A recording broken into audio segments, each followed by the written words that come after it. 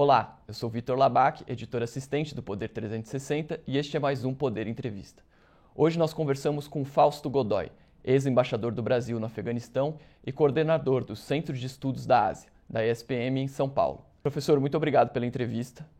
É um prazer estar com vocês. Professor, nós vamos falar um pouco sobre essa recente ascensão do Talibã ao poder no Afeganistão. E a primeira pergunta que eu queria te fazer. Ontem, o porta-voz do grupo deu uma entrevista coletiva adotando um discurso que, de certa forma, surpreendeu um pouco os analistas internacionais, um discurso, de certa forma, meio um tanto quanto moderado. Você acredita que o Talibã vai de fato adotar essa postura mais moderada ou a gente vai ver um governo basicamente como que a gente via nos anos 90? As pessoas têm perguntado tudo muito isso, Vitor. Como é que vai ser? Vai ser antes? Os talibãs disseram que eles mudaram, que eles são diferentes, que eles têm uma outra percepção, que nesses 20 anos de presença das tropas ocidentais, em que eles estiveram no ostracismo, eles então agora estão procurando um outro sistema, inclusive porque como ele está o Talibã está se institucionalizando de uma certa maneira, ele está se tornando um governo que assume um governo, sabe-se lá por quanto tempo e de que forma, mas na medida em que o Talibã está assumindo o governo, então ele tem que agir na cabeça deles, eu acho que eles têm razão, agir com uma responsabilidade para com o cenário externo, não só internamente, mas também para o cenário interno. O Talibã precisa de uma aceitação dos outros países, porque o que fez com que ele nunca conseguisse ter algum poder quando eles estavam no poder anteriormente é exatamente o fato de que só 3 países os reconheciam. Então, um governo, entre aspas, chamemos de governo, que não tem reconhecimento internacional é praticamente inexistente. Então, eles agora estão procurando mudar o formato de reflexão, até de percepção do mundo, então estão procurando essa nova mensagem, esse novo padrão. Agora, se isso vai ou não vai, a gente tem que refletir um pouquinho no que eles foram, no que eles são atualmente e no que eles pretendem ser. Durante o pronunciamento de segunda-feira, o presidente dos Estados Unidos, Joe Biden, falou que os americanos não devem lutar uma guerra na qual os afegãos não querem lutar.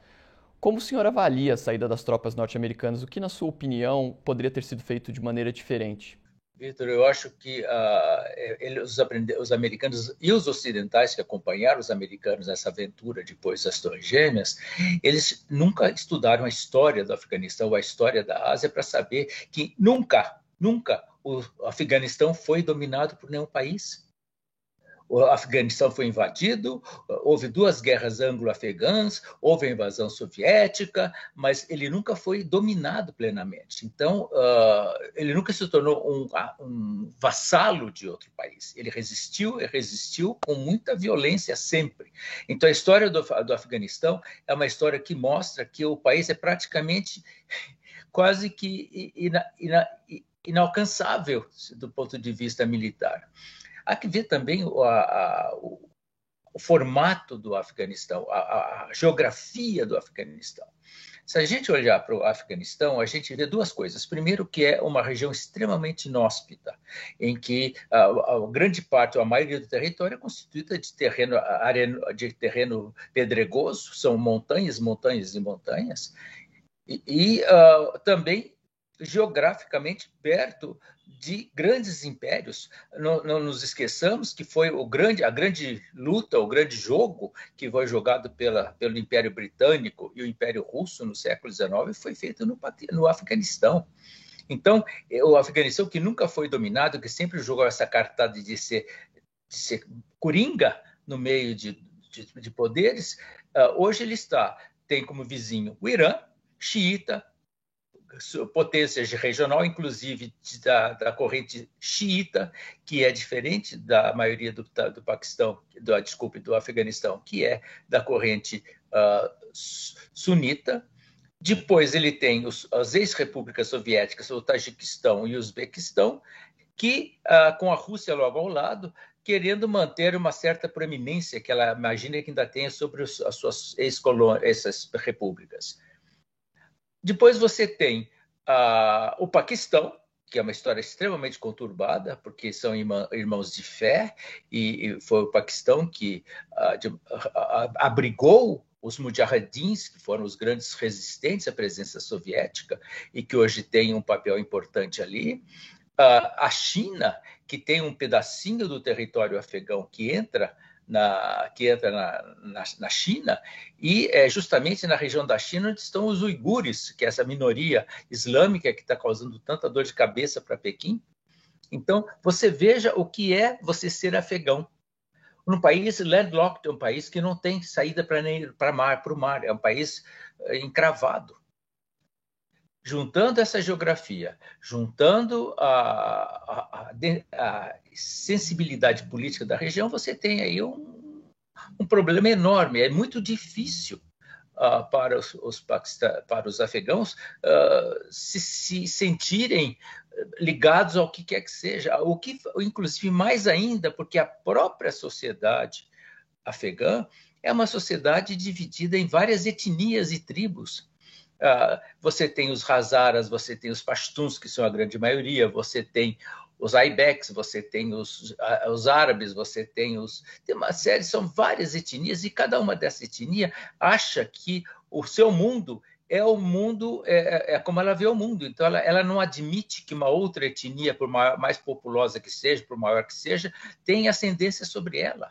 Então, a única maneira de se governar no país como o Afeganistão, é que eu sempre digo, é através da Loya Jirga. O que é a Loya Jirga? É essa assembleia dos anciãos que se juntam para definir o futuro. Quando o futuro é resultado de um consenso, então ele pode ser aceito. E quando ele é imposto, como foi pelos americanos que impuseram um governo presidencialista no país que não tem nada a ver com o caráter presidencialista, que põe o Hamid Karzai, o primeiro presidente, que eles, logo depois das Torres Gêmeas, do ataque ao Afeganistão, e depois que segue com o Ashraf Ghani, que é o atual presidente, que foi deposto.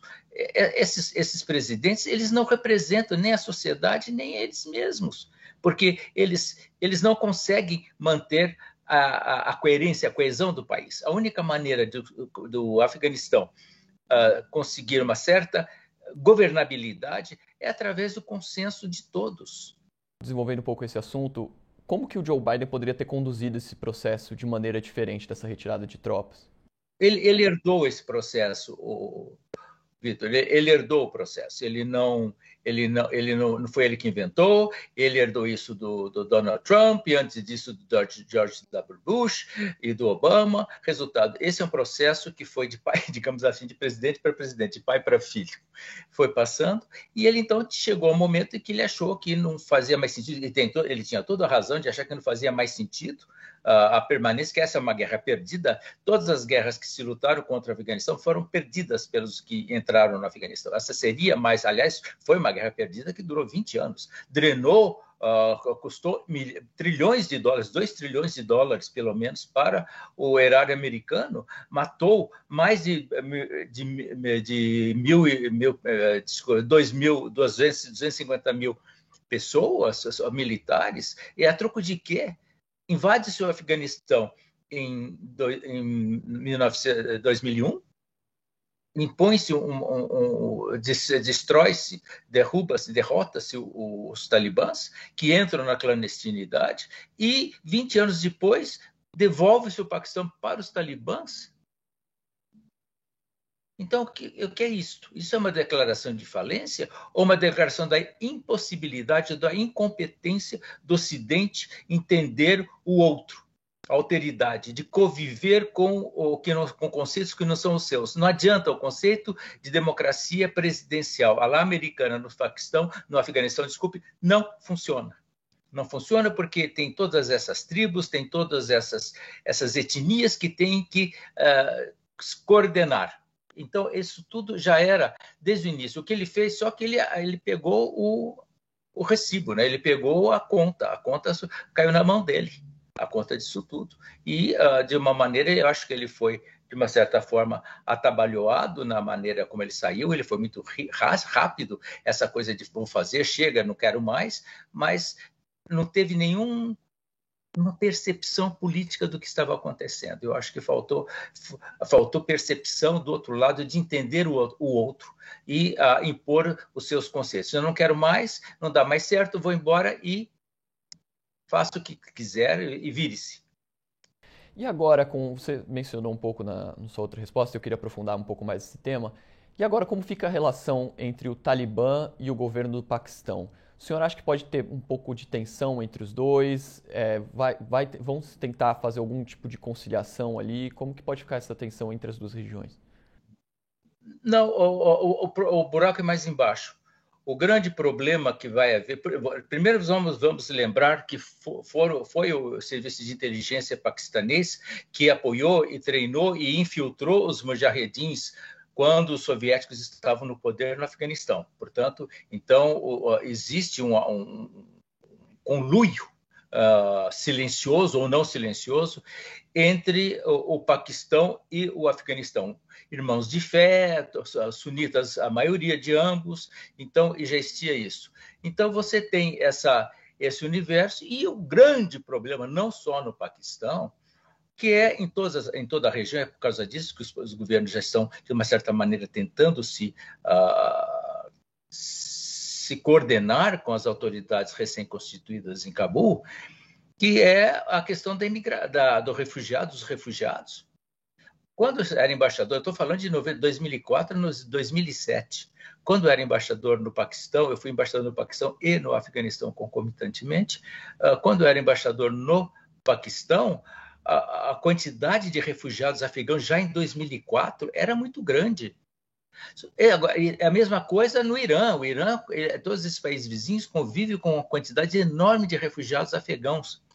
Agora, junto, não só a questão do refugiado, da questão de trabalho, de tudo que significa uma convivência com ele, mas também a preocupação com o espraiamento da radicalização islâmica. Será que, junto com essas pessoas que estão chegando desses países, será que eles vão levar também uma visão radicalizante do Islã?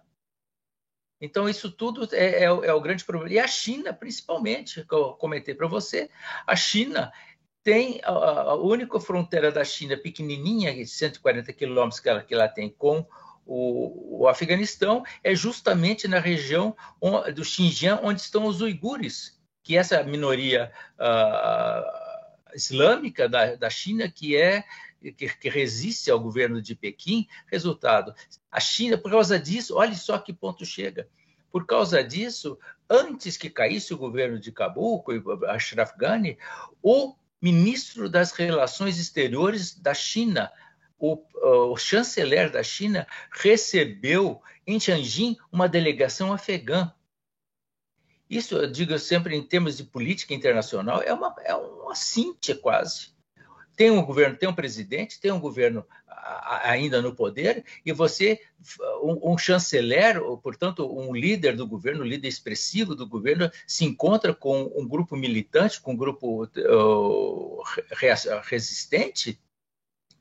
Então, você está vendo, é muito sensível. Nós aqui não temos, ainda mais nós no Brasil, que temos essas fronteiras tão consolidadas, nós aqui nós não temos a noção da sensibilidade do que é isso. É um barril de pólvora a cada quilômetro. Com a China falando que quer manter relações amistosas com o Talibã, a Rússia também falando que deseja se encontrar com grupos e fazer reuniões. Como que fica o tabuleiro geopolítico da região com uma maior influência da China e da Rússia? Por exemplo, você citou os uigures. Você acha que há talvez um conluio entre a China e o Talibã para reprimir mais essa minoria? Como que fica esse tabuleiro? Não, essa é uma visão ocidental. Uma coisa é uma coisa, outra coisa é outra coisa. A gente tentar vincular, como você disse, esse status quo não dá certo. Não dá certo porque, além disso, além do que existe entre China, Rússia, essa coisa. Então, primeiro temos que nos entender que, cada vez mais, os russos estão próximos dos chineses. Nessa luta junto contra os americanos com relação à guerra comercial, com relação a essa emergência geopolítica, não só da China, mas da Ásia, e a Rússia, então, assim, pegaria aí pouquinho de carona nessa história. Então, esse novo mundo que está se conformando, o Afeganistão é extremamente importante, porque vários projetos da nova Rota da Seda, que é essa nova política do presidente da China, o Xi Jinping, de ampliar a Rota da Seda, de resgatar a antiga Rota da Seda tradicional e acrescentar a ela fatores de tecnologia de ponta, de gás, de matéria-prima, de tecnologia. Isso tudo, o Afeganistão, como é um país encravado, que pode chegar até o Paquistão, que por sua vez chega ao porto de Gwadar, no mar da Arábia, que é a única saída da China por mar nessa região, senão ela tem que sair pela sua costa leste. Resultado. Então, existe esse imbricamento de todos esses fatores que fazem com que você, analisando assim, não é nem assim nem assado, é um processo em evolução ou em andamento que tem que ser pautado né, um jogo de xadrez, que cada pedra vai ser jogada conforme a pedra anterior, num futuro, buscando um objetivo. Qual é o objetivo? A ascendência da Ásia. Também um pouco sobre o equilíbrio político da região. Como que fica o papel da Índia nessa crise com a ascensão do Talibã? Na realidade, essa história toda começou com a descolonização da Índia. Estou indo bem longe, mas para lembrar que em 47 houve a partição, o Império Britânico se desfez, houve a partição, e foi nesse momento que criou esse grande problema, que foi a questão da político-religiosa. Por quê? Porque na região da Caxemira, que é a maioria muçulmana, a maioria quase absoluta muçulmana, então no processo houve essa busca de dois países procurando baseados na religião. Então foi a partir daí que já começou, foi a partição mal feita do Império Britânico, foi essa partição mal feita que fez com que a situação desde então já começasse a ser muito complexa. Acrescente-se a isso depois a União Soviética, acrescente-se a isso a Guerra Fria, e acrescente-se a isso o laicismo dos soviéticos, quando invadiram o Afeganistão, a pedido do governo soviético de caráter comunista que estava em Cabul. Na hora que eles invadem, então eles levam consigo o conceito ateísta. Foi quando os mujahedins foram se refugiar no Paquistão. Eles foram se refugiar no Paquistão justamente para poderem voltar e se infiltrar no início na região da fronteira e no Afeganistão. Então, você tem esses sintagmas. E a Índia? A Índia vê isso com extrema preocupação. Ela vê isso com extrema preocupação porque, primeiro, o Paquistão, que é vizinho dela, é vizinho do Afeganistão. Quer dizer, o Paquistão, que é o grande problema desde a partição, como eu falei antes, toda essa questão, essa situação irresolvida até hoje na região da Caxemira. Não se esqueça que eles chamam da Caxemira ocupada. Eles não chamam da região da Índia. Os paquistaneses chamam a Caxemira da Caxemira ocupada. Então, essa herança da partição, acrescente essa herança da partição, do final do colonialismo, você acrescente a chegada dos comunistas, a laicização de uma população extremamente religiosa, extremamente ortodoxa, extremamente fechada, e aí você tem a bomba de retardamento que explodiu agora. Então, está tudo nesse momento, está tudo assim. Agora, eu acho, vendo a entrevista que o porta-voz do Talibã deu ontem sobre a situação deles, eu acho que eles, diante de tudo isso que eu falei, diante de tudo que, do século XXI em andamento, eles não vão querer acirrar o problema. O problema é se eles vão ser deixados em paz para que possam fazer alguma coisa. E que paz eles terão? Seria uma paz à la Talibã,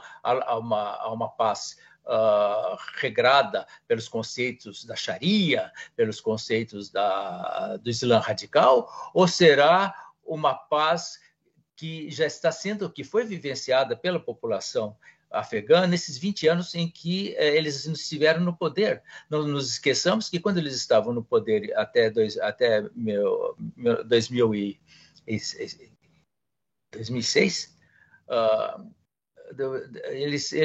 enquanto eles estavam no poder, a população tinha uma maneira, percepção de ver diferente a partir de então, quando esses 20 anos que foram essa pseudo ou semi-liberdade de governo, as mulheres que viviam em casa no Serralho, elas começaram a ir à escola. As meninas que hoje têm 20 anos de idade, que estão na faculdade, inclusive chegaram à faculdade, essas meninas nunca viram, nunca tiveram necessidade, a menos que fossem religiosas, de usar uma burca, de usar um hijab, de usar um niqab. Então, será que essas meninas, será que esse Afeganistão que já andou, será que esse Afeganistão que já andou vai conviver com essa nova, com esse retorno, esse retrocesso civilizacional? E será que é um retrocesso civilizacional? É isso que eu digo sempre. Para entender a Ásia, a gente tem que abstrair de todos os nossos conceitos, todos os nossos preconceitos e conviver com essas realidades como elas são. Embaixador, muito se fala também de um possível risco da volta de episódios de terrorismo internacional com a ascensão do Talibã. O senhor acredita nessa possibilidade? Olha, eu não sei. O que é o terrorismo internacional? O que é o Talibã? O que é o terrorismo internacional? O que é o Estado Islâmico, que seria, digamos, uma radicalização até do conceito dos talibãs, da Sharia, do Islã radical? O que isso é? É a internet. O aliciamento dessas pessoas, desses jovens, ou desses senhores, ou dessas senhoras, esse aliciamento é feito através da internet. Quando o Estado Islâmico, que estava no Iraque, que depois foi para a Síria, perdeu o seu território, ele então entrou dentro da internet, então isso tudo está acontecendo. Tem brasileiros que estão sendo aliciados pela internet para participar do Estado Islâmico, que por sua vez seria um primo rico ou pobre, ou primo mais radical dos talibãs. Então, eu não sei se a radicalização ainda está presa ao fato de que sejam os talibãs ou não. Eu tenho a impressão que os talibãs, nesse momento, pelo menos nesse primeiro momento, eles querem se estabelecer como uma instituição. Acho que eles querem ser um governo, eles estão promovendo anistia total, eles estão promovendo segurança para todos aqueles que trabalharam para os ocidentais, eles estão prometendo que as mulheres não sofrerão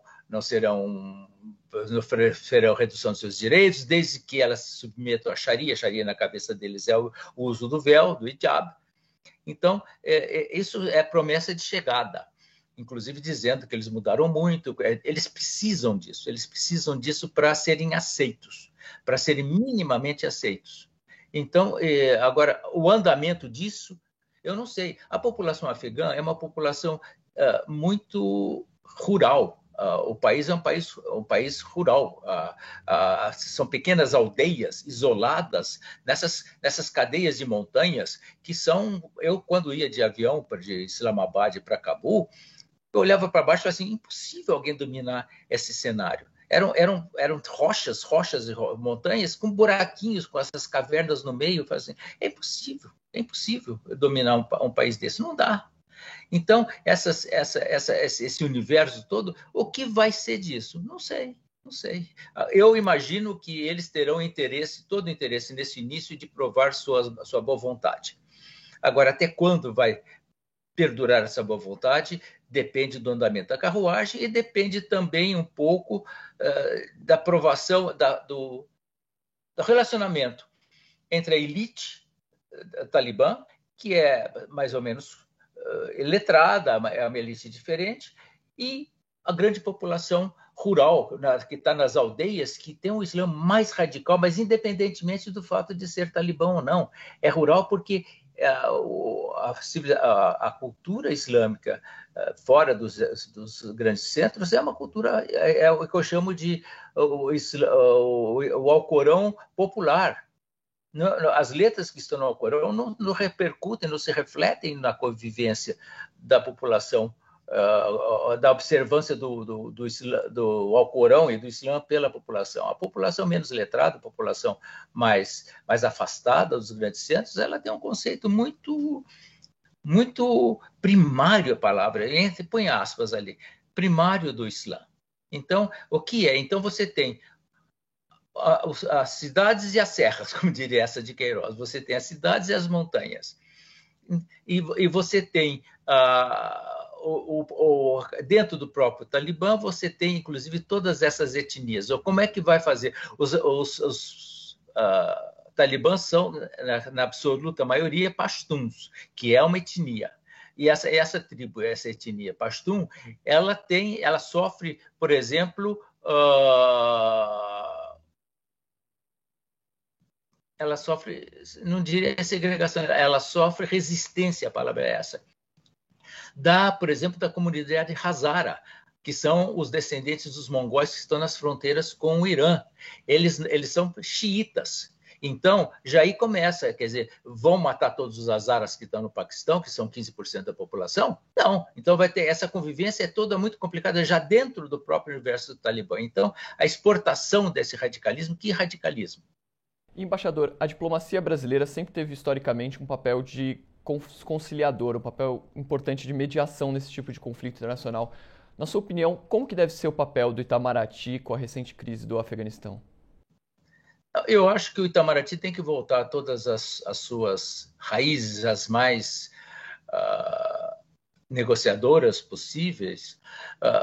O que o Itamaraty tem que fazer é seguir a própria Constituição brasileira, que no artigo 4 diz que são vários, indica todos o que deve ser feito pela nossa política externa. Uma delas é não ingerência nos assuntos internos dos outros países.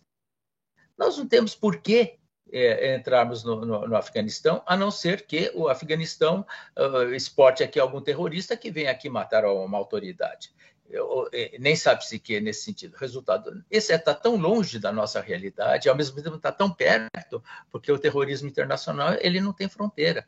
Então, a receita que eu acho que o governo brasileiro tem que adotar, a diplomacia brasileira tem que adotar, é não ingerência nos assuntos internos do Afeganistão.